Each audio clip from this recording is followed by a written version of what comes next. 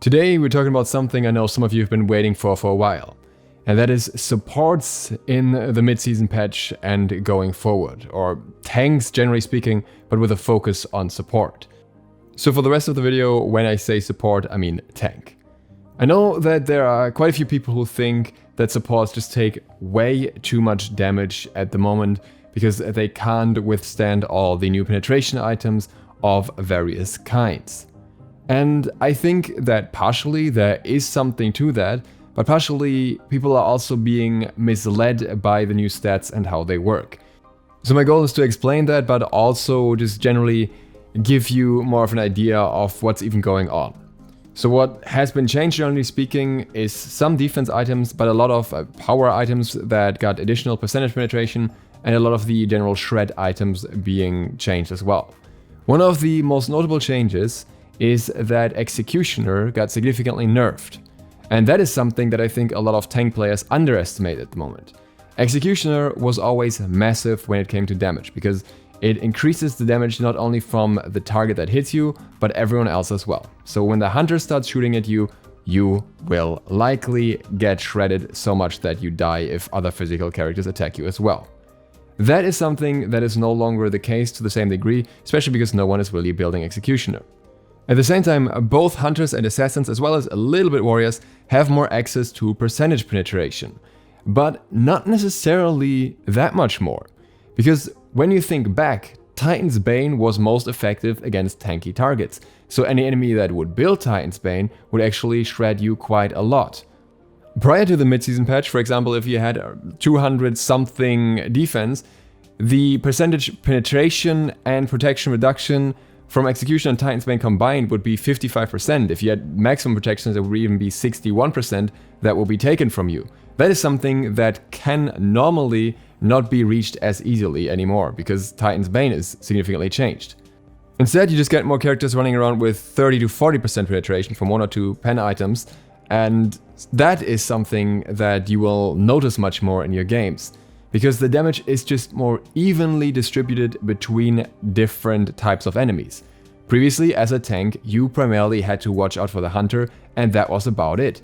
And I think especially supports got a little bit comfortable here as well, because assassins were just no longer a threat, because for most of them it was barely worth building Titan's Bane. They just focused on other damage and pen items, and then focused the squishies. And there was a time before that where Titan's Bane was core on pretty much any assassin. At that time, tanks would generally take more damage from them as well.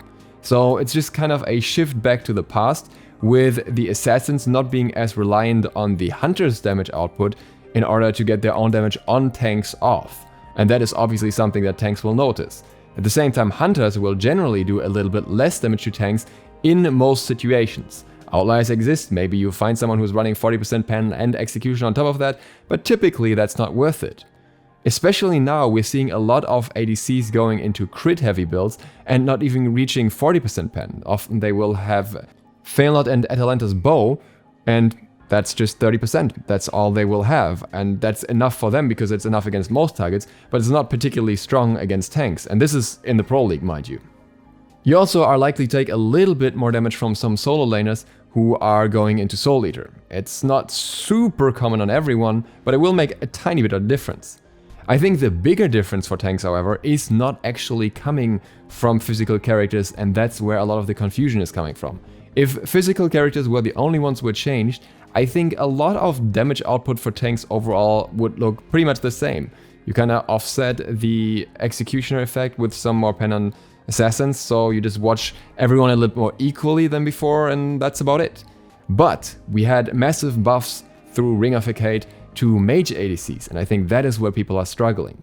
Because we all got very comfortable building Gauntlet of Thebes as the all-round defense item on support, and then primarily focusing on any form of utility or other stuff that helps against physicals, and not so much stuff against magicals.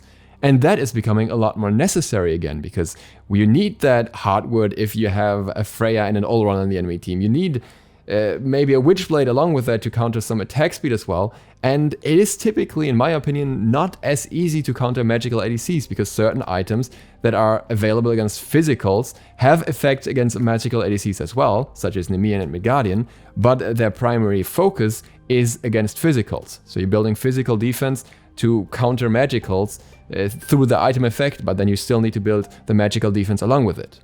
I do think that there is currently a little bit of a power imbalance that is amplified by items like Typhon's Fang having the penetration as well and everything, but I think that's something that'll sort itself out in the future through changes, and it's also something that you can play around a little bit, because if the enemy team is heavily into magical damage, then you just run that Hardwood and Thieves combination and then they can just deal way less damage to your team in general, and you build the rest according to the situation. And that brings us to items for supports that I want to shine a little bit of a light on that are not that typical in support builds yet because we didn't really build them before the patch. The first one, if you're playing physical supports, is obviously the Sledge. The Sledge is just an excellent overall tanky, little bit bruiser item that works very well also in combination with Gauntlet of Thieves, so you can really go in. Really no reason not to build it if you're a physical support. Doesn't mean you want to always build it, often you need other counters. But if you just want to get beefy and you want to have a lot of nice effects surrounding it, it's a relatively cheap item as well, it's very accessible. The next one is one that I think should be mentioned because it's actually being used now, and that is Mail of Renewal. Mail of Renewal got an increase to the speed in which it heals and regains mana, and that has actually led to it being picked up in the Pro League a little bit. Through the item changes and the current meta, especially among mages, Divine Ruin is not quite as popular anymore, and even Baller's Beatsticks is a little less popular than before. They're still very much used, but the super anti-heal meta is a little bit over at this point, and Mail of Renewal kind of fits more into that niche because of that. But more importantly, Stone of Gaia also received pretty massive buffs to its healing, which I think are just overwhelming, honestly, and that item is super good on supports now. It's not the typical support style, it's a little bit going back to the selfish roots of supports, I guess, but still very effective at what it does. You can sustain a lot and you can re-engage a lot. You have to make sure that you can get out so you don't get blown up before you get any benefit from this, but in many teamfights, especially in non-competitive level, you will have situations where you can disengage a little bit, regenerate a little bit, and go back in, and I think this is super beneficial in many situations. The next item is Hide of the Nemean Lion. It was initially not that good because it only had one block stack, but now it's actually pretty good in my opinion. Engaging into a fight with 2 block stacks and then regenerating another one every 15 seconds is pretty good in my opinion. It counters a lot of crit hunters especially, but also many characters that rely on attack cancelling. It will also counter Tsukuyomi to some degree, so very effective item in my opinion.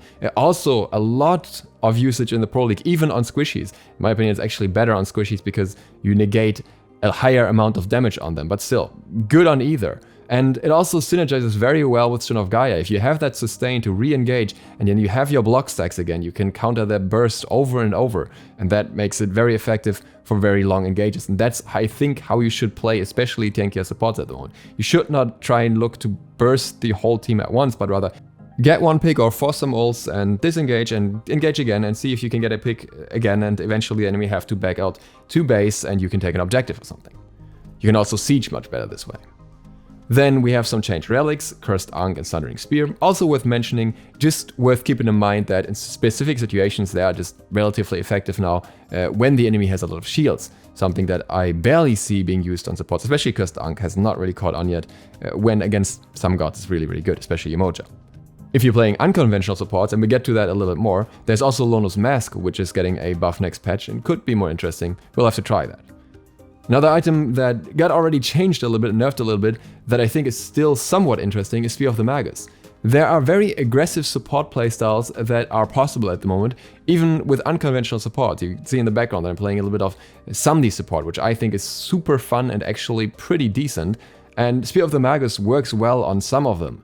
It is a little bit harder to apply now, but there are some guards that can definitely still use it to some degree. I think Archeo would be another one where you can definitely consider it, and then you can combine it with more aggressive item choices, like Stone of Binding, which also received a buff and now provides you with MP5, making it a much more worthwhile pickup right after your boots before you even go into Thebes for very aggressive early play.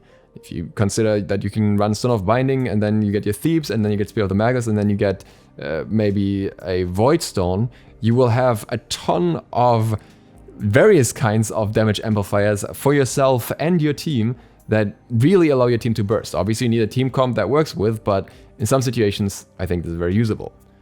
Another item that I think is completely underrated right now and is a big part of the reason why tanks are getting so blown up is reinforced greaves and reinforced shoes. I think that these boots are so underrated. I rarely see them used against high dot comps or against quick AA comps when they have so much going for themselves in those situations, because they stack up so quickly. Especially if you have something like reinforced plus thieves plus sledge, you have so much defense and so much health, and they're getting buffed. They're getting extra 50 health on both of these boots in the next patch, so very much something to look at. I think a lot of supports have gotten a bit too aggressive with their boots, a lot of power boots, a lot of CDR boots, rarely even Travelers or Talaria, even though that also allows you to avoid more damage, and I think especially with this buff we'll be seeing a bit of a renaissance of the reinforced kind. And then last but not least, an item that I just wanted to throw out here, I haven't actually tested it, but I think it's also going to be interesting, is a Tyrannical Plate Helm, which you could use in the laning phase and see how it goes. I haven't really seen it yet and it got a buff, but yeah, might not be worth it, might be worth it, could be fun to try. Either way, I think there are a lot of interesting item options, some for physical characters and some for magical, and I do think that the character variety in support is actually huge right now. We're seeing Cabrakan being played in the Pro League, we're seeing various physical picks being possible in one way or another, at least outside of competitive. You can play like half of the warrior roster in support right now, and then there's also quite a few mages that are more useful than before. So I really think there's a lot of room for different kind of tactics. You can overcome the high damage that you take by dealing more damage yourself, making your team deal more damage, or sustaining a lot more, or some weird mix where you just are a little bit more tanky and do a little bit more damage, or you just specialize a little bit more than before. And all of this is possible, and all of this, I think, makes support actually feel better than before. I personally like it better, even though I was initially not a fan of the changes to Height of the Nemean Lion, and I still want some sort of reflect item. I do think that there is a lot of new refreshing stuff for support that is mostly overlooked so far. And I hope this video motivates you to try and look for that and try that out as well, because I think support is super fun right now.